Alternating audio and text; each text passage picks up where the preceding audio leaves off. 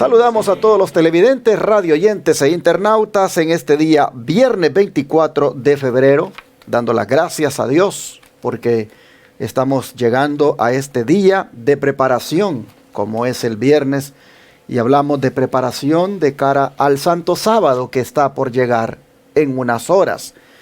Donde quiera usted se encuentre, le deseamos desde ya feliz sábado, que se goce ante la presencia de Dios, adorándole, ya sea en un templo o en su casa, si sigue usted la transmisión de la Iglesia del Aire.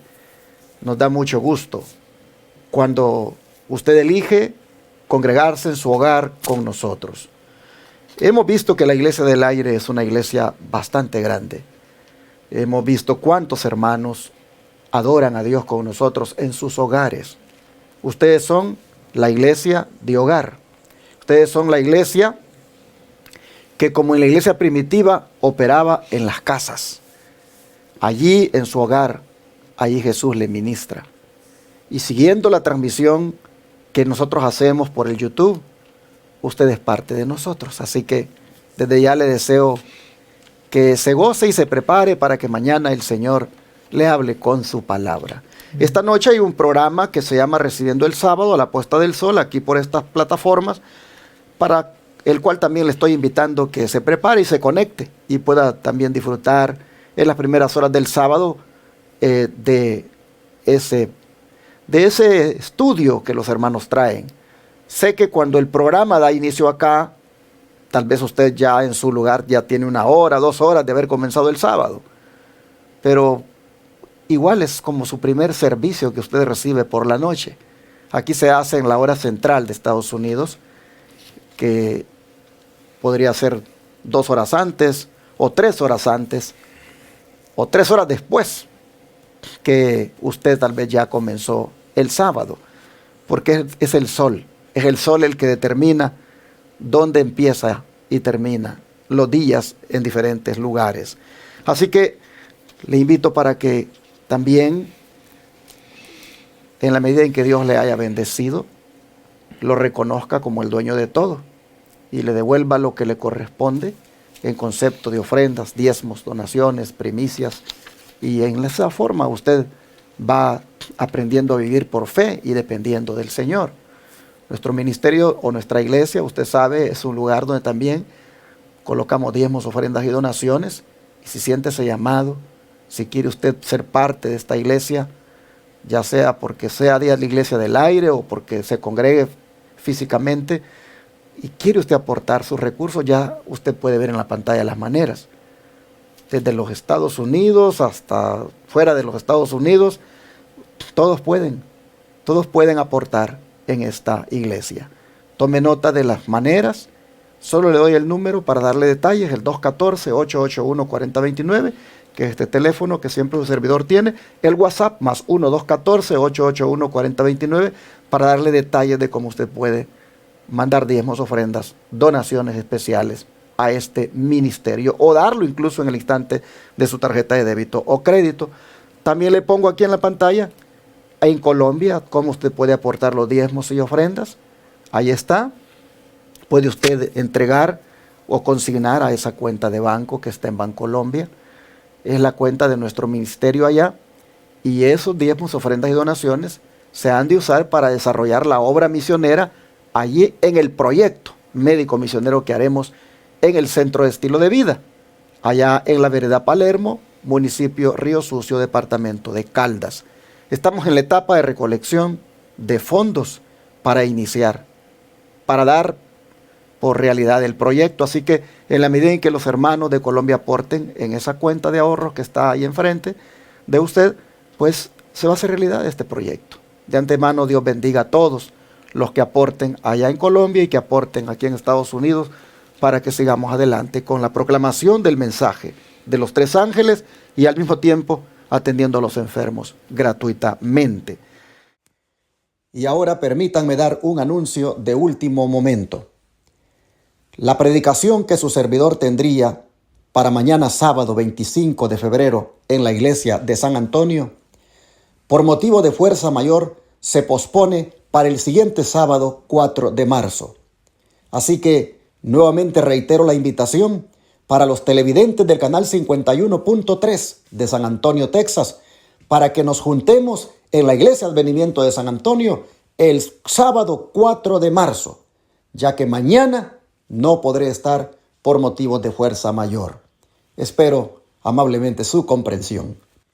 Pero aprovecho para decirle a los televidentes del canal 52.7 del área de Dallas y sus alrededores que vengan con nosotros a la ciudad de Irving, Texas, a la Iglesia Advenimiento del Séptimo Día Los Tres Ángeles, donde tendré el privilegio de predicar este sábado 25 de febrero.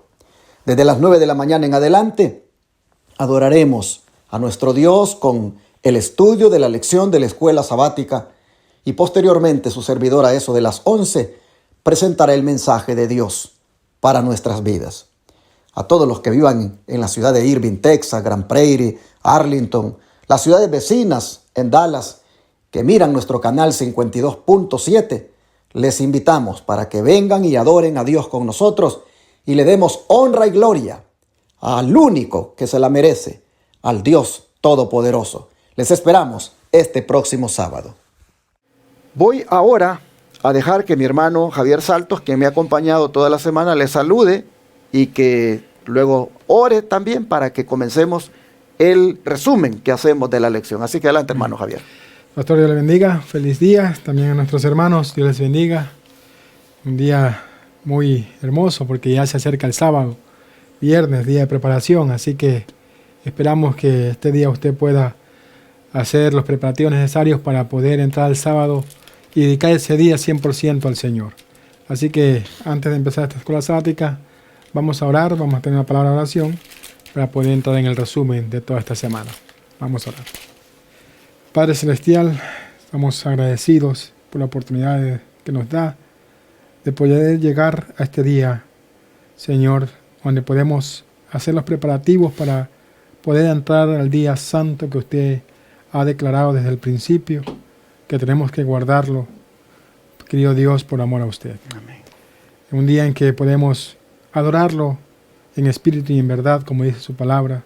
Un día en que podemos, Señor, encontrarnos con usted a través de las predicaciones, a través de su palabra, a través, hermano, de la comunión entre hermanos, la comunión entre hermanos ahí en la iglesia, Señor.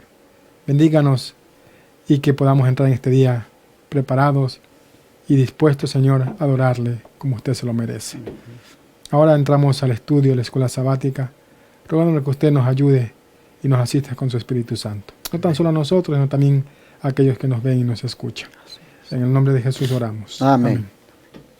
Quisiera comenzar haciendo este resumen, destacando un punto, y es el que tiene que ver con el sábado, séptimo día de la semana, que no está para nada incluido en las sombras del Antiguo Testamento. ¿Cómo lo sabemos? Porque la lección esta semana nos lo ha dicho. Nosotros vimos que en el libro de Colosenses, el capítulo 2, versículo 16, nos está diciendo que nadie les juzgue en comida o en bebida o en cuanto a días de fiesta, luna nueva o días, oiga bien esta palabra, días de reposo. Todo lo cual es sombra de lo que ha de venir, pero el cuerpo es de Cristo. Y luego decía el versículo 21, tales como no manejes, no gustes, ni aun toques. Estas cosas que los judíos estaban prohibiendo tenían que ver con ceremonias y no estaban para nada teniendo que ver con el sábado semanal, el séptimo día. La expresión días de reposo es una expresión o es una frase que se refiere a los sábados ceremoniales. No está hablando de la celebración semanal del día séptimo de la semana que Dios estipuló al terminar la creación. No, hermanos. Es lamentable que estén utilizando los que, dice Pablo, tuercen las escrituras para su propia perdición. Es lamentable que estén utilizando este texto para aplicarlo al sábado. El que crea que el día de reposo quedó clavado en la cruz, pues entonces debe creer también que ahí quedó clavado en la cruz el honrar a su padre y a su madre. El que crea que el sábado quedó clavado en la cruz, debe creer también que ahí quedó clavado en la cruz el no cometer adulterio, el no matar, el no robar, el no levantar falso testimonio, el no codiciar, el tener dioses ajenos, la idolatría. Todo eso quedó clavado y podemos hacer de todo, de todas las cosas que prohíbe la ley de Dios, porque como ahí quedó clavado.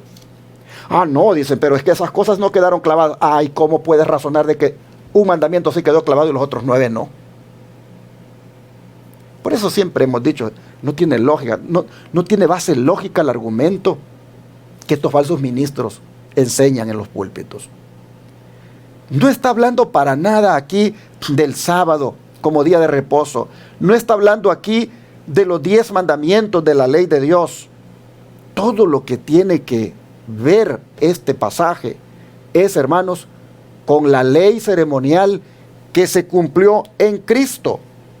Claramente dice el versículo 17, todo lo cual es sombra de lo que ha de venir, pero el cuerpo es de Cristo. Así nosotros vemos que el sábado, séptimo día, no está incluido en las sombras del Antiguo Testamento. El sábado semanal no era sombra de Cristo. Los sábados ceremoniales, esos sí eran sombra de Cristo. ¿Y cuáles eran los sábados ceremoniales? Eran los días de la semana en los cuales caía una celebración de las festividades que Israel tenía que celebrar.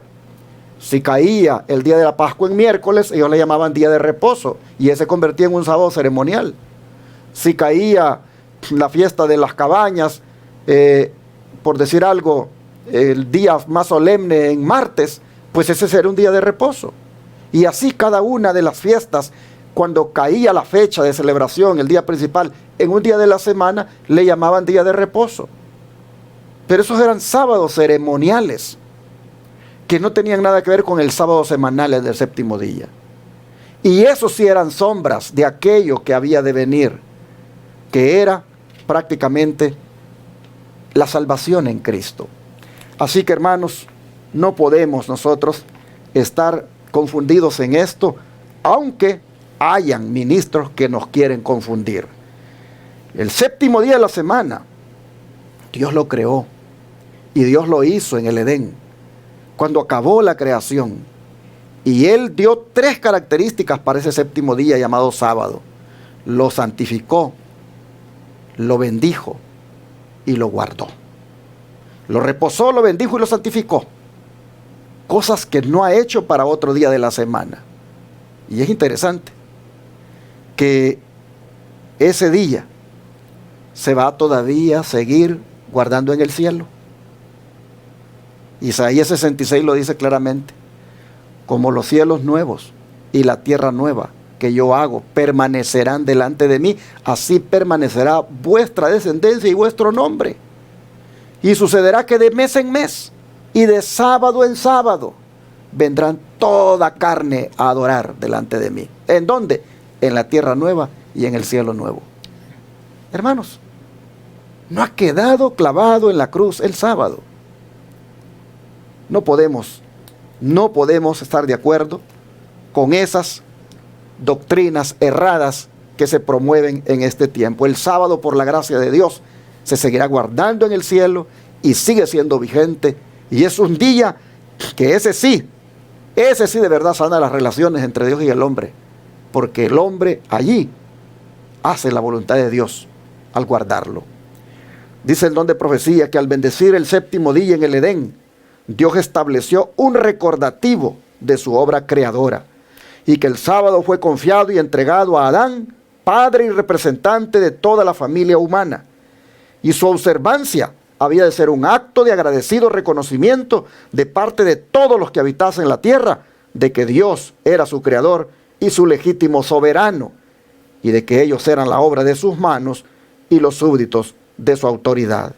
De esta manera, la institución del sábado era enteramente conmemorativa y fue dada para toda la humanidad, y no había nada en ella que fuese oscuro o que limitase su observancia a un solo pueblo. No hay tal cosa que solo es para los judíos.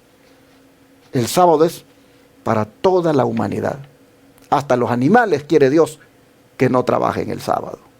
Bueno, así vemos de que no está clavado en la cruz, y esto es algo que había que destacarlo, que no está incluido en las sombras del Antiguo Testamento, que sí fueron clavadas. ¿Qué encontraste tú interesante? Bien, pastor, entonces, ¿cuáles son las características distintivas de las dos leyes? La moral y la ceremonial. ¿Qué es lo que distingue estas dos leyes? Bueno, a mí me llamó la atención el versículo que Pablo había tocado en Hebreos 10, capítulo 1, dice: porque la ley, teniendo la sombra de los bienes venideros, no la imagen misma de las cosas, nunca puede, por los mismos sacrificios que se ofrecen continuamente cada año, hacer perfectos a los que se acercan a él. ¿De qué ley está hablando Pablo aquí? ¿Será que está hablando de la ley moral o la ley ceremonial? Pues sin duda vemos que está hablando de la ley ceremonial, más no la moral. Por eso que, ¿cuál es lo que distingue estas dos leyes? ¿Qué es lo que la hace diferente la una de la otra? Bien, la sierva lo explica de una manera extraordinaria. Ella le dice en el comentario bíblico adventista, al tomo 6, la página 1094. El pueblo de Dios, a quien él llama a su tesoro peculiar, tuvo el privilegio de tener un sistema doble de ley. Un privilegio. Dos leyes. La moral y la ceremonial. ¿En qué consistía la ley moral? La una que señala hacia atrás a la creación, para que se mantenga el recuerdo del Dios viviente que hizo el mundo, cuyas demandas tienen vigencia sobre todos los hombres en cada dispensación, y que existirá a través de todo el tiempo de la eternidad. La ley moral, la ley de los 10 mandamientos que fue dada en el Sinaí, hermanos, nos hace recordar la creación, que Dios creó todo este mundo, que Dios es nuestro legítimo soberano sobre todas en este mundo. En cambio, la otra, la ceremonial, ¿qué es lo que le distingue? Pues la otra dice: la ceremonial dada debido a que el hombre transgredió la primera ley, la moral, y cuya obediencia consistía en sacrificios y ofrendas que señalaban la redención futura. Cada una es clara y es diferente de la otra. La una señala, hermanos, la creación de Dios, y la otra señala la redención futura a través de Cristo Jesús. Todo lo que se hacía en la ley ceremonial señalaba a Cristo como el Cordero de Dios que quita el pecado del mundo. Señalaba a ese que iba a venir a morir por cada uno de nosotros en la cruz del Calvario. No podemos dejar de destacar también el hecho de que debido a tantas muertes hayamos perdido, hermanos, la actitud de sensibilidad en cuanto al pecado, que es prácticamente la causa por la cual existe la muerte. Es que miren, hermanos, si no hubiera habido pecado, ni los animales hubieran sufrido que alguien tuviera que cazarlos para comérselos. Pero qué lamentable que cuando el pecado entra la muerte y mueren los animales. El primer animalito que murió allí en el Edén para sacar la piel y poder vestir a Adán y Eva. Los animales que tuvieron que morir cuando los descendientes de Adán y el mismo Adán siguió ofreciendo el sacrificio. Pero qué triste es cuando se vuelve eso tal vez tan normal y natural que ya no se medita en la gravedad del pecado. Mire usted cómo hubieron hombres que por la gracia del Señor nunca perdieron de vista lo que eso representaba en cuanto, por ejemplo, a ofrecer un animal inocente. Abel, ¿qué se dice de Abel? En Hebreos 11:4, que él ofreció a Dios un más excelente sacrificio que Caín, y alcanzó testimonio de que era justo, dando Dios testimonio de sus ofrendas, y muerto aún habla por ella. ¿Qué habla esa ofrenda de Abel? Que él puso su mirada en el Señor, que él no vio el valor expiatorio en la ofrenda, en el animalito, sino que él vio el valor expiatorio a quien simbolizaba el animalito, es decir, a Cristo. Abel miró a Jesús como su redentor. Cuando dice que dio testimonio de su fe, lo que él hizo, y que fue justo, hermano, lo que dice es, fue perdonado por Jesús, porque él miró en ese animalito el símbolo de Jesús. No perdió de vista aquello. Y como hoy en día, al ver tanta muerte, pues no pensamos, ¿verdad?, en lo lamentable que ha sido la desgracia del pecado, y cómo Jesús es la respuesta o la solución para esa desgracia. Y cómo Jesús viene a este mundo para morir y darle esperanza, solución a aquellos que caen en la desgracia del pecado. De manera, hermanos y hermanas, que ahora hagamos como Abel y miremos al Redentor, miremos a Jesús.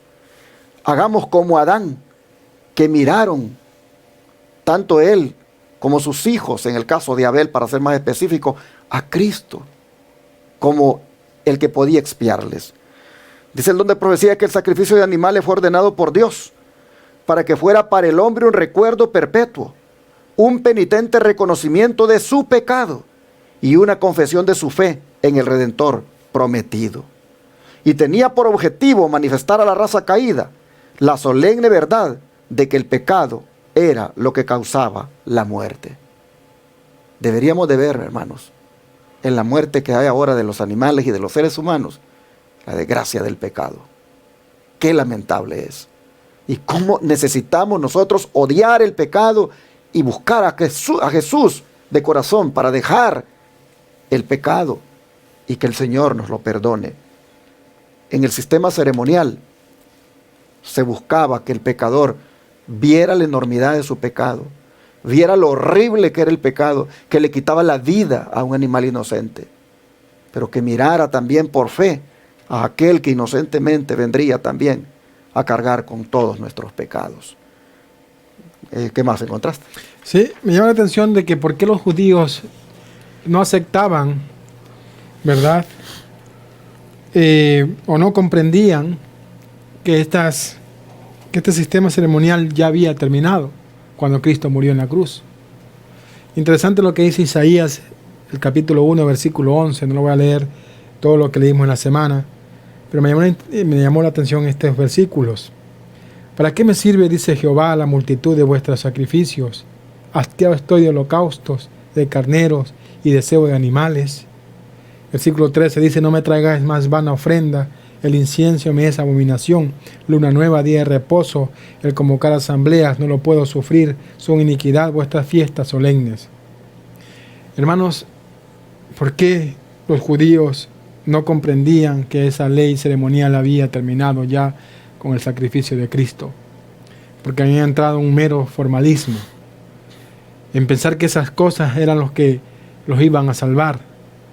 Y perdieron de vista al verdadero Cordero de Dios que quita el pecado del mundo. Perdieron de vista aquel que esos sacrificios y esas leyes ceremoniales señalaban, que era Cristo. Por eso la sierva dice que cuando Cristo murió, la sombra cesó. Ya no había que hacer sacrificios. Pero los judíos no querían entender esta verdad. Dice, con la muerte de Cristo el sistema típico desapareció, pero la ley de Dios, cuya violación había hecho necesario el plan de salvación, fue magnificada y enaltecida. El Evangelio fue una buena nueva de gran alegría para Adán, Noé, Abraham, Moisés, pues les presentó a un Salvador venidero. Pero ellos no querían aceptar esta verdad. Ellos hicieron, hermanos, de esos sacrificios su esperanza, mas no en Cristo Jesús. Al ver que el cristianismo, por ejemplo, dice aquí, el Jerusalén era la metrópoli de los judíos, y allí se encontraba el mayor exclusivismo y fanatismo. Los cristianos judíos que vivían a la vista del templo permitían naturalmente que sus mentes se volvieran hacia los privilegios peculiares de los judíos como nación. Así que ellos por esto no querían, hermanos, comprender que esta ley ceremonial o este sistema ceremonial ya había terminado. Que la realidad se había encontrado con la sombra.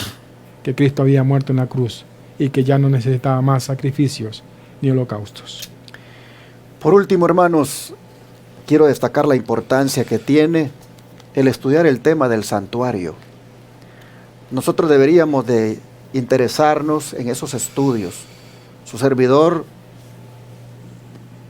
predica intercaladamente entre temas de profecía, también temas del santuario. Y tengo ahí en el YouTube ya como unos 15 mensajes que he predicado sobre esta temática, extrayendo las lecciones del santuario terrenal y sus servicios, con sus rituales y ceremonias, en cuanto a Cristo, y cómo también esto tiene su contraparte en el santuario celestial, donde Jesús está ahora ministrando. Deberíamos interesarnos en los temas del santuario. Si tienen tiempo, les invito a que puedan ver los temas que están ahí de este servidor o de otro predicador que a ustedes les guste más cómo los desarrolla. Pero interésense, hermanos, en aprender sobre la temática del santuario, especialmente por lo que está sucediendo en el cielo, ya que el santuario terrenal terminó sus servicios, no existe más. Pero el ministerio se está desarrollando mucho mejor ahora en el santuario celestial. Porque así como el santuario terrenal tenía sus sacerdotes, también el celestial tiene el suyo. Y este es Jesucristo. Dice el libro de Hebreos, capítulo 4, versículo 14 al 16, hablando de este sacerdote: por tanto, teniendo un gran sumo sacerdote que traspasó los cielos, Jesús el Hijo de Dios, retengamos nuestra profesión. Miren, la razón por la cual debemos perseverar en esa profesión de cristianos, en ese llamado que el Señor nos hizo para ser sus hijos, en esa profesión de fe que nosotros hemos hecho, la razón por la cual dice debemos retener esa profesión es porque, hermanos, tenemos a alguien a nuestro lado, tenemos a alguien a nuestro favor, y es a Jesús, nuestro gran sumo sacerdote, que traspasó los cielos. Dice, no tenemos en Él a un sumo sacerdote que no pueda compadecerse de nuestras debilidades, sino a uno que fue tentado en todo, según nuestra semejanza, pero sin pecado. De manera que acerquémonos con confianza al trono de la gracia y alcanzar misericordia y hallar allí gracia para el oportuno socorro. Hermanos, la gracia sigue disponible. La gracia desde el cielo está siendo, hermanos, ofrecida a la raza humana, al pecador. Jesús, nuestro Salvador, sigue ofreciendo su ministerio de gracia para salvarnos. Y Él es nuestro intercesor ante nuestro Padre. Y Él se compadece por nosotros. Dice que nosotros, dice el don de profecía, debemos exaltar a Cristo como el mediador del hombre en el santuario celestial, en quien se concentraban todos los sacrificios de la dispensación del Antiguo Testamento, y por cuyo sacrificio expiatorio los transgresores de la ley de Dios pueden hallar paz y perdón. ¿Has violado, hermano, hermana, algún mandamiento de la ley de Dios? Eso es pecado. Pero ¿quieres tú encontrar perdón para eso? ¿Quieres tú encontrar paz interior y solución a ese problema que tienes de haber pecado?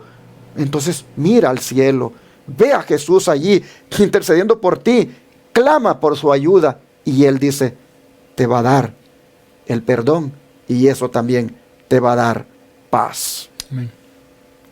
Me llama la atención el hecho de que no debemos continuar más con la ley ceremonial y todo lo que tenía que ver con sus ritos, con sus festividades. Ya no más, porque dice que continuar con esos ritos, eso sería un insulto a Jehová, porque es como no creer lo que Dios tenía dispuesto a enseñar allí, que era ser sombra nada más de aquel que habría de venir. Miren ustedes, dice el deseo de Cristo fue dejar con sus discípulos un rito que hiciera a favor de ellos precisamente lo que necesitaban, que sirviera para liberarlos de los ritos y las ceremonias que hasta ese momento habían practicado como esenciales y que perderían su valor con la recepción del Evangelio. Continuar con esos ritos sería un insulto a Jehová. Comentario de Ellen White, tomo 5, página 1113. Por eso no debemos de seguir guardando fiestas judías, por eso no debemos seguir en ninguna de esas festividades que eran sombra de aquel que habría de venir. Seguir con ceremonias, seguir con ritos, seguir queriendo, hermanos, aferrarnos a las ceremonias, dice que sería un insulto a Jehová, porque es no creer que ya se cumplió todo en Cristo. Así que démosle gracias al Señor por la lección que hemos tenido, que nos ha enseñado verdaderamente para qué era la ley ceremonial, cuál es el papel que jugó y cómo se cumplió todo en el Señor, y que por eso ella fue la que fue clavada en la cruz. Esa fue el acta de la deuda, y que se recordaba en cada uno de los requerimientos de la ley ceremonial, quedó clavada en la cruz. Ahora, por la gracia del Señor, somos libres de culpa, somos libres de la deuda. Hermanos, por la gracia de Dios, hemos sido reconciliados con Dios. Amén. Por la gracia de Jesús. Si usted no lo ha experimentado, pídale al Señor ahora que lo perdone, que le ayude y póngase a cuentas, porque la deuda que usted debe ya fue pagada por Cristo. Vamos a orar para darle gracias al Señor. Y así, Padre, te agradecemos que hayas tú pagado por nosotros esa gran deuda en la cruz del Calvario. Amén. Te damos gracias que con tu muerte, Señor, hayas hecho posible la liberación de la culpa, de inclusive esa acta que nos era contraria, de ese pagaré que debíamos.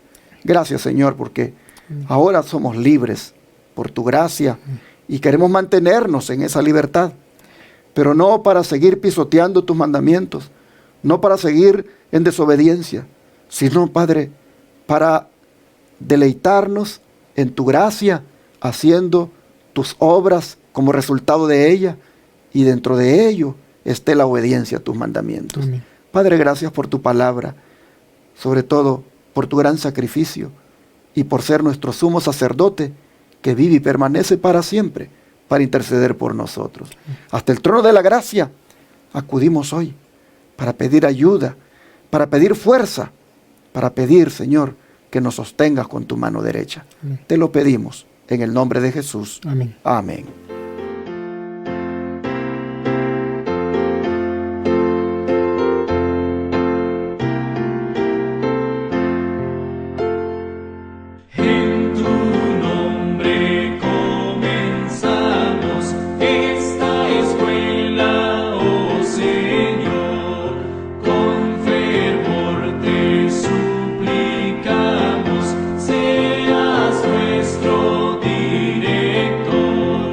Casa